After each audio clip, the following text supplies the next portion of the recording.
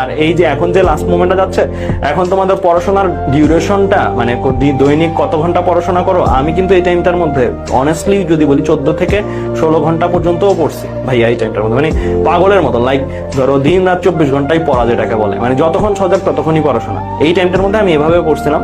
এই টাইমটা কিন্তু খুবই ক্রুশাল।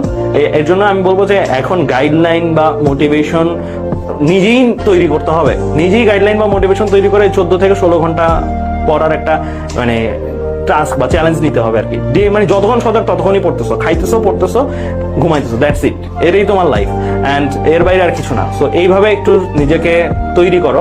মডেল টেস্ট দিলেও যে বাইরে যাওয়া আসার মতো যত কম সময় ব্যয় করা যায়, কারণ এই টাইমটা খুবই ক্রুশাল। এই টাইমের এক একটা সেকেন্ড, আমি তোমাদেরকে একটা পোস্টের মাধ্যমে বলছি, এই টাইমের এক একটা সেকেন্ড অন্য সকল টাইমের 2 ঘন্টা 3 ঘন্টার চেয়েও দামি এই টাইমের একটা সেকেন্ড। সো এই জন্য আমি বলবো ভাইয়া বেশি সময় নিব না, কারণ এখন যে টাইমটা, এই টাইমটা মোটিভেশন শোনার জন্য আসলে